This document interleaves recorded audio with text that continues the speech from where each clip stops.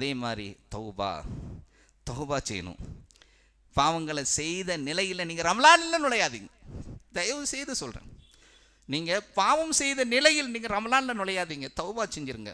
அதனால் பாவம் வைத்த நிலையில் நீங்கள் போய் ரமலான் நுழைஞ்சிங்கன்னா ரமலான் அரைகுறையாக இருக்கும், நன்மைகளை கெடுக்கக்கூடிய நிலையில் இருக்கும், நன்மைகளை பெறக்கூடிய நிலையில் இருக்காது. ஆகவே அன்பார்ந்த செய்தி, நீங்கள் செய்த பாவங்கள்லேருந்து தௌபா முதல்ல செஞ்சுருங்க.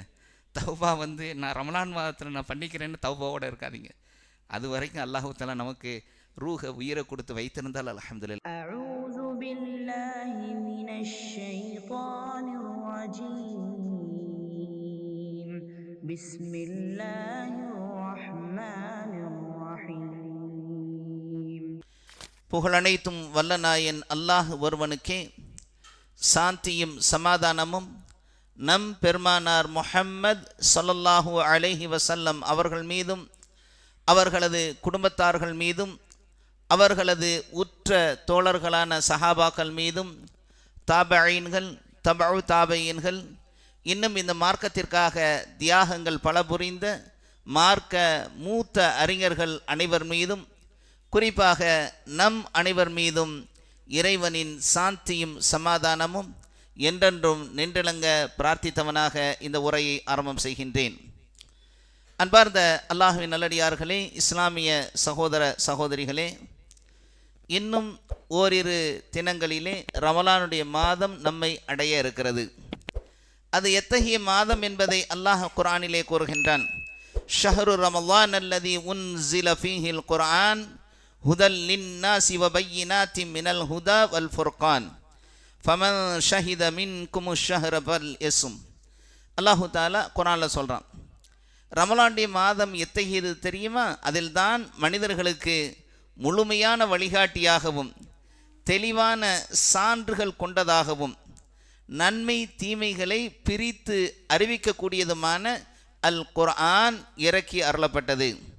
ஆகவே உங்களில் எவர் அந்த மாதத்தை அடைகிறாரோ அவர் அந்த மாதத்திலே நோன்பை நோற்க வேண்டும் என்பதாக அல்லாஹு தஆலா குர்ஆனிலே கூற இருக்கின்றான். ஆக அன்பார்ந்த சகோதரர்களே, குர்ஆன் அருளப்பட்ட மாதம் இந்த ரமலானுடைய மாதம், நோன்பு கடமையாக்கப்பட்ட மாதம் இந்த ரமலானுடைய மாதம், அல்லாஹுடைய அருள் பெற்ற மாதம் இந்த ரமலானுடைய மாதம், அல்லாஹுடைய கருணை இரக்கம் விசாலமாக்கப்பட்ட மாதம் இந்த ரமலானுடைய மாதம், மனிதர்களின் பாவங்கள் அதிகமாக மன்னிக்கப்படக்கூடிய மாதம் இந்த ரமலானுடைய மாதம், அல்லாஹ் மன்னிப்பு வழங்க காத்திருக்கக்கூடிய மாதம் இந்த ரமலானுடைய மாதம், தக்வா அதிகமாக்கப்படக்கூடிய மாதம் இந்த ரமலானுடைய மாதம், எங்கிருந்த போதிலும் இறைவன் என்னை கண்காணித்து கொண்டிருக்கிறான் என்கிற எண்ணத்தை ஆழமாக பதிக்கக்கூடிய மாதம் இந்த ரமலானுடைய மாதம், இறைவனது கட்டளையை ஏற்று நடக்கக்கூடிய மாதமாக ரமலானுடைய மாதம் இருந்து கொண்டிருக்கிறது.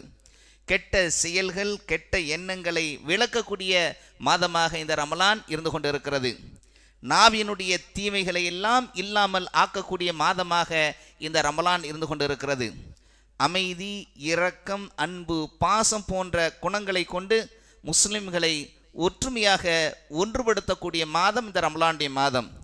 இபாதத்துகளை அதிகமாக்கக்கூடிய மாதம் இந்த ரமலானுடைய மாதம். தொழுகையில் பள்ளிகளெல்லாம் நிரம்பக்கூடிய மாதம் இந்த ரமலானுடைய மாதம். ஷைத்தானுக்கும் கெட்ட ஜின்களுக்கும் விலங்கிடப்பட்டிருக்கக்கூடிய மாதம் இந்த ரமலானுடைய மாதம்.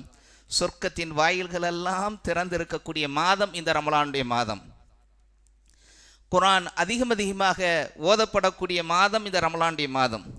இன்னும் இப்படியே எத்தனையோ செய்திகளை சொல்லிக்கொண்டே போகலாம். அந்த அளவுக்கு இந்த ரமலானுடைய மாதம் இருந்து கொண்டிருக்கிறது. அன்பார்ந்த சகோதரர்களே, அப்படிப்பட்ட அந்த ரமலானுடைய மாதத்தை தான் நாம் எதிர்நோக்கி காத்து கொண்டிருக்கிறோம். கடந்த வருடத்திலே நம்மோடு இருந்த சில நம்முடைய சொந்தக்காரர்கள், நண்பர்கள், சகோதரர்களில் சிலர் இன்று இருக்கவில்லை. இன்னும் நோன்பை நாம் நோற்பதற்குள் எத்தனை பேர் கபரிஸ்தானத்தில் போய் அடக்கமாக இருக்கிறார்களோ அல்லாஹு ஆலம். இன்னும் அடுத்த வருட ரமலானுக்கு யார் உயிரோடு இருக்க போகிறோமோ தெரியாது. ஆக அன்பார்ந்த சோதரர்களே, இத்தகைய இந்த சிறப்புமிக்க ரமலானுடைய மாதத்தில் அல்லாஹ் இருபெரும் விஷயங்களை நமக்கு வழங்கியிருக்கிறான். ஒன்று, அல்லாஹ் அவன் புறத்திலிருந்து நாம் எப்படி வாழ வேண்டும் என்ற சட்ட திட்டங்களை உள்ளடக்கிய மிகச்சிறந்த விளக்கங்களை, நடைமுறைகளை நமக்கு காட்டி இருக்கிற அந்த அல் குர்ஆன் ஒன்று. இரண்டாவதாக இந்த மாதத்திலே அல்லாஹு தாலா நோன்பை கடமையாக்கி இருக்கிறான். ஆக அன்பார்ந்த சகோதரர்களே, இந்த இரண்டும் இந்த ரமலானுடைய மாதத்திலே மிக முக்கியமாக இருந்து கொண்டிருக்கிறது. அல்லாஹு தாலா குர்ஆனிலே கூறுவான், யா அய்யுஹல்லதீன ஆமனு குதிப அலைக்குமுஸ் ஸியாமு கமா குதிப அலல்லதீன மின் கப்லிக்கும் லஅல்லக்கும் தத்தகூன்.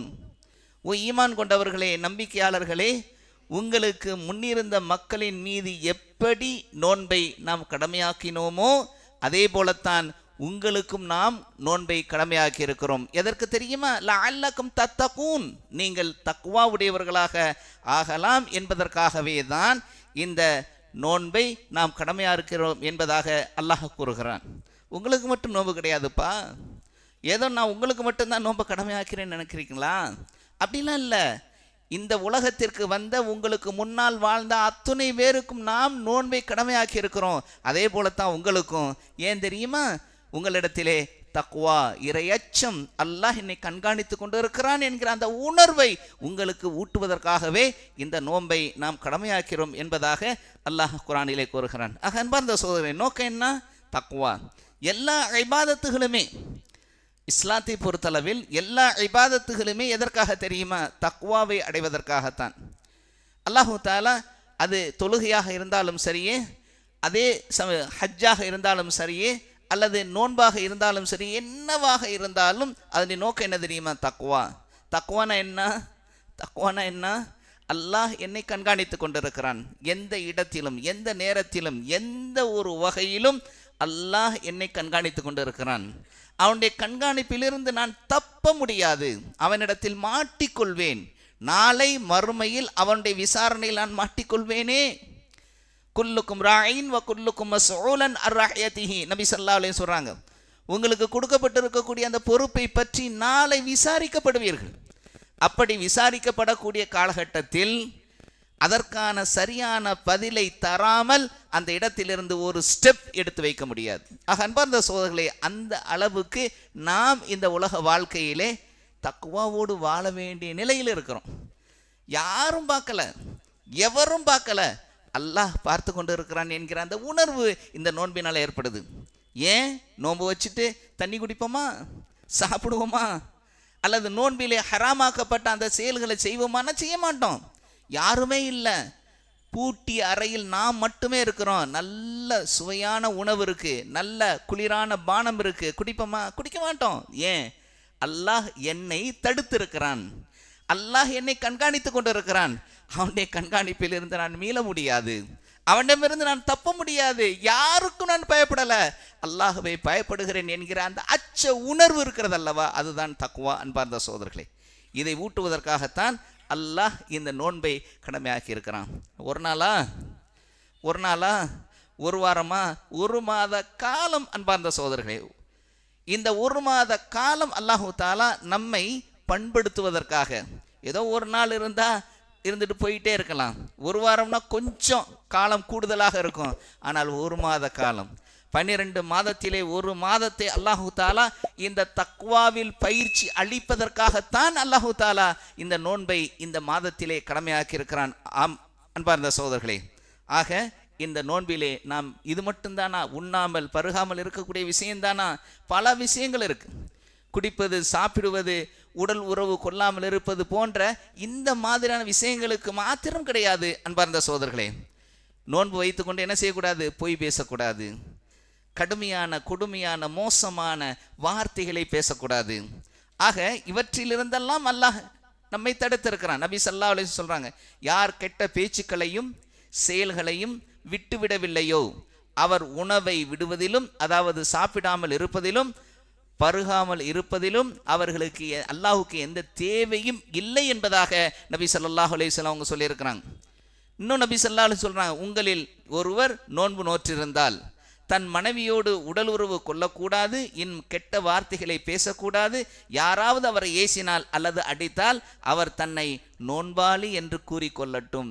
அந்த அளவுக்கு பக்குவத்தை தரக்கூடிய மிக அழகான மிக சிறந்த ஒரு மாதமாக அந்த மாதத்திலே இந்த நோன்பாக இருந்து கொண்டு இருக்கிறது. ஆக அன்பார்ந்த சகோதரர்களே, இந்த ஒரு மாத காலத்திலே கிடைக்கக்கூடிய இந்த பயிற்சிகள் நம்மளை என்ன செய்யுது? தக்வா உடையவர்களாக மாற்றுது. ஒரு மாத காலம் கிடைக்கக்கூடிய அந்த தக்வா, ஒரு மாத காலம் நம்முடைய உள்ளத்திலே அது ஏற்படுத்திய அந்த மாற்றங்கள், அந்த நிலைகள் நம்ம என்ன செய்யும், மீதம் இருக்கக்கூடிய 11 மாதத்திலும் நம்மை அப்படியே நடக்க செய்யும். பொய் பேசாமல் இருந்தா, புறம் பேசாமல் இருந்தா, கடுமையான மோசமான அந்த பேச்சுக்களை பேசாமல் இருந்தா, அல்லாஹ் என்னை கண்காணித்து கொண்டு இருக்கிறான் என்கிற உணர்வு ஆழமாக நம்முடைய உள்ளத்திலே பதிந்திருந்தால் தப்பு பண்ணுவோமா? ஒரு நாள் கிடையாது, ஒரு நாள் கிடையாது, ஒரு மாத காலம் கிடைத்த இந்த பயிற்சி. ஆனால் நம்முடைய நிலைமை அப்படிலாம் இல்லை, நம்முடைய நிலைமைகள் அப்படியெல்லாம் கிடையாது. நான்லாம் எப்படி இருக்கிறோம் அப்படின்னு சொன்னால், ஏதோ 10ஓட 11 அத்தோட இது 1 என்கிற ரீதியில் தான் இன்றைக்கி நோன்புகளை நோற்றுக்கொண்டு இருக்கிறோம்.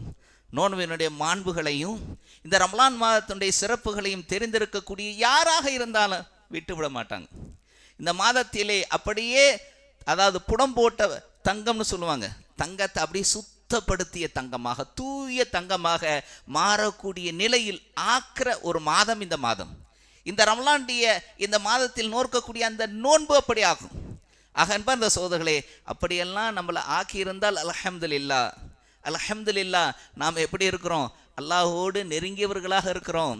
அல்லாஹ் என்னை கண்காணித்து கொண்டு இருக்கிறான் என்கிற உணர்வு நம்மை ஆட்டி படைக்கக்கூடிய காலகட்டத்தில் தவறுகளிலிருந்து விலகி இருப்போம், பாவங்களிலிருந்து விலகி இருப்போம், அடுத்தவருக்கு அநியாயம் அக்கிரமம் செய்வதிலிருந்து விலகி இருப்போம். அப்படியெல்லாம் இல்லாமல் நம்முடைய வாழ்க்கையை எடுத்தேன் கவிழ்த்தேன் என்கிற ரீதியில் எந்த உணர்வும் இல்லாமல், எந்த உணர்வும் இல்லாமல், பேருக்கு தக்குவா, அல்லாஹின் மீது அந்த அச்சம் ஆழமாக இருந்தால் பயப்படுவான். உள்ளம் அப்படியே துடிக்கும், உள்ளம் அப்படியே படபடன்னு ஆடும்.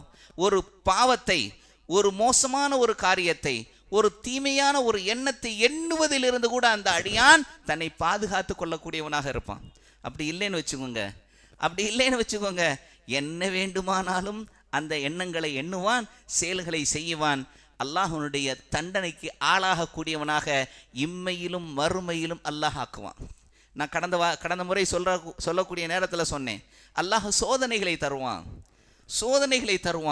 சோதனை இல்லாமல் எந்த ஒரு மனிதனும் இந்த உலகத்தில் வாழவே முடியாது. நான் சொன்னேன் கடந்த நிலையில், அது முஃமினாக இருந்தாலும் சரியே, அல்லது ஈமானில் பலவீனமாக இருந்தாலும் சரியே, அல்லது காஃபிராக இருந்தாலும் சரியே, அல்லாஹ் சோதனையை தருவான்.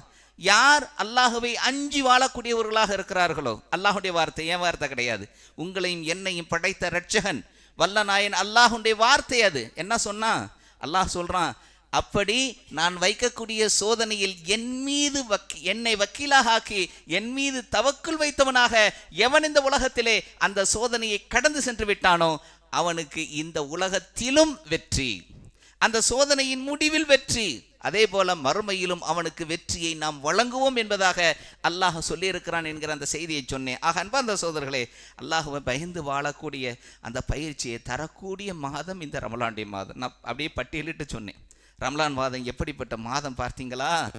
இந்த மாதத்தில் எல்லாம் பள்ளிவாசல் அப்படின்னு நிறைஞ்சு போயிடும். ஆனால் பிறநாள் அன்னைக்கு லொஹருடைய வக்தில் கூட அந்த நிறைவு இருக்காது. ஏன் காரணம் என்ன தெரியுமா? எந்த ஒரு நோக்கத்திற்காக இந்த நோன்பை அல்லாஹ் கடமையாக்கினானோ அது நம்மள்கிட்ட இல்லை. சலஃபுகள், மார்க்க மூத்த அறிஞர்கள் எல்லாம் என்ன செய்வாங்கன்னு சொன்னால், ரமலான் மாதம் வருவதற்கு 6 மாதத்திற்கு முன்னையே அதை எதிர்பார்த்து காத்திருப்பாங்க.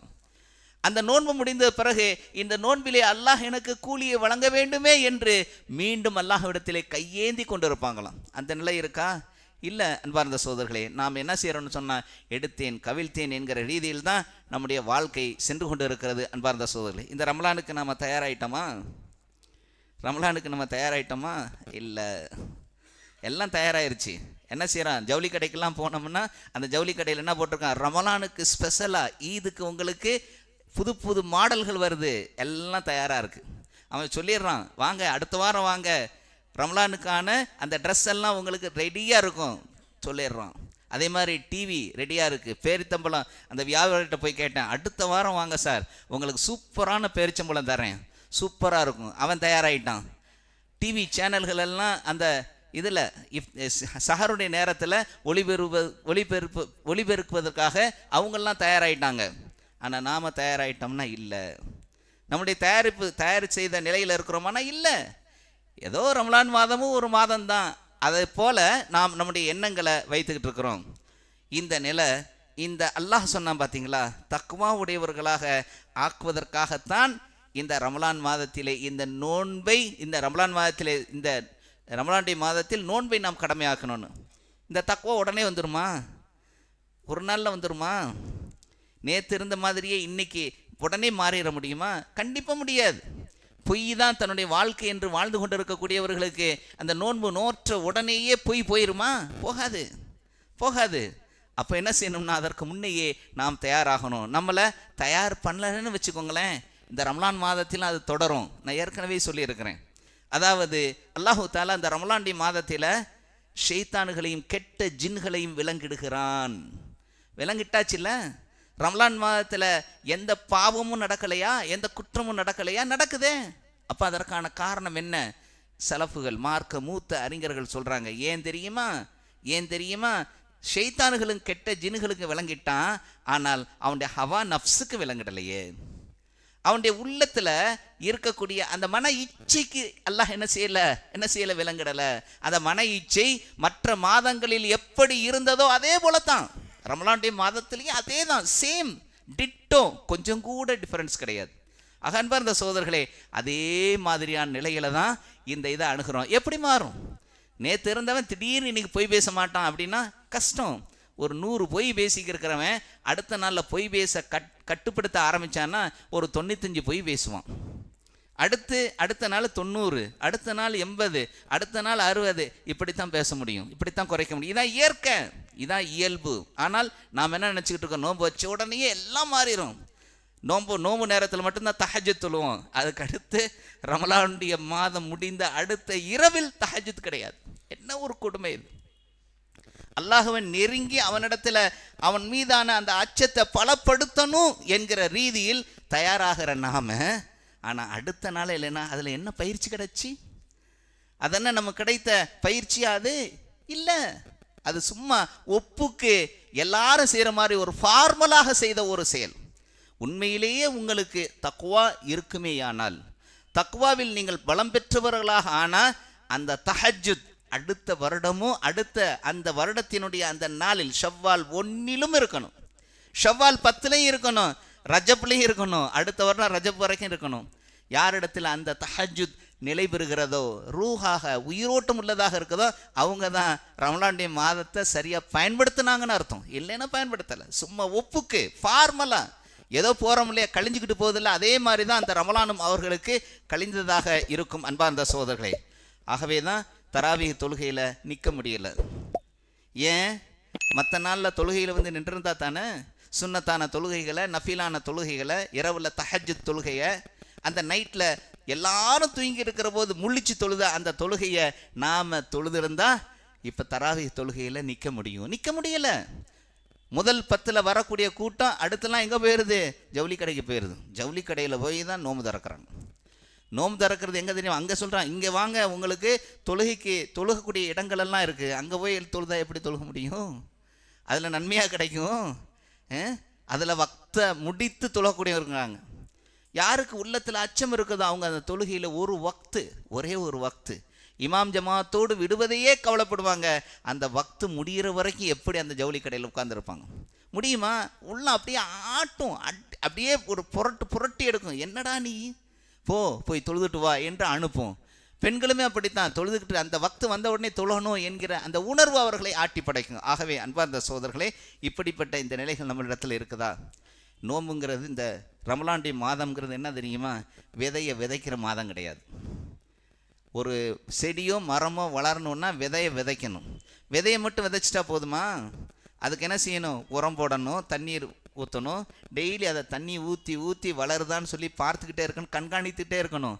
அதை மற்ற எதுவும் கடிச்சிடக்கூடாது. ஒரு பறவையோ அல்லது ஒரு விலங்கோ அந்த செடியை அல்லது கொடியை கடிச்சிடக்கூடாதுன்னு சொல்லி வேலி போட்டெல்லாம் பாதுகாக்கிறோமா இல்லையா? அப்படி தான் இந்த தக்வாவை நாம் என்ன செய்யணும்னு சொன்னால், ஒவ்வொரு மாதத்துலையும் ரமலானுடைய மாதத்தில் அறுவடை பண்ணணும். ஹார்வெஸ்டிங் எப்போ? நீங்கள் இவ்வளவு தூரம் விதைச்சி வளர்த்து ஆளாக்கி இருந்த அந்த தாவரத்தை ஹார்வெஸ்ட் பண்ணக்கூடிய மாதம் தான் ரமலானுடைய மாதம். ஆனால் நம்ம என்ன நினச்சிக்கிட்டு இருக்கிறோம்? ரமலான் மாதத்தில் தான் விதைப்போம், ரமலான் மாதத்தில் தண்ணி ஊற்றுவோம், அதுக்கப்புறம் அதை திறந்து போட்டுட்டு போயிடுவோம். அதையெல்லாம் மேய்ஞ்சி அது ஒன்றுமே இல்லாமல் ஆயிரும். அன்பார்ந்த சகோதரர்களே, இப்படிப்பட்ட நிலை நம்முடைய ரமலானுடைய மாதத்தில் இருக்கக்கூடாது. ஒரு ஸ்டூடெண்ட், ஒரு எக்ஸாம்பிள் சொல்கிறேன் ஈஸியாக புரிகிறதுக்காக. ஒரு ஸ்டூடெண்ட் இருக்கிறான்.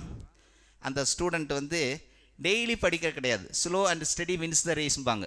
டெய்லி படிக்கிறது கிடையாது.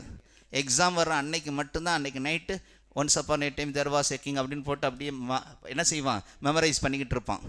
அவன் போய் எக்ஸாமில் எழுதுறதுக்கும் ஒவ்வொரு நாளும் அதற்கான திட்டங்களை தீட்டி பிளான் எல்லாம் வச்சு படித்து எக்ஸாம் எழுதுறவனுக்கும் எவ்வளோ வித்தியாசம். யார் நிறைய மார்க் வாங்குவான்? யாரால் ஜெயிக்க முடியும்? இந்த மாதிரி படிக்கிறவன் ஃபெயில் கூட ஆவான், அவன் ஹையஸ்ட் மார்க் வாங்குவான். ஆகவே தான் அன்பார்ந்த சகோதரர்களே, இப்படி இந்த தக்வா என்கிற இந்த உணர்வு வந்து ரமலான் மாதத்தில் அதிகமாக வரணும். இருக்கிற தக்வா அதிகமாகணும், அது நிலை பெறணும், ரூஹாகணும். அதுக்காகத்தான் அன்பார்ந்த சகோதரர்களே இந்த ரமலான் மாதம் இருக்குது. அதுக்காக நாம் என்ன செய்யணும் என்கிற ஒரு சில விஷயங்களை மட்டும் சொல்லி நான் முடிக்கிறேன். முதல்ல மன ரீதியாக தயாராகணும்.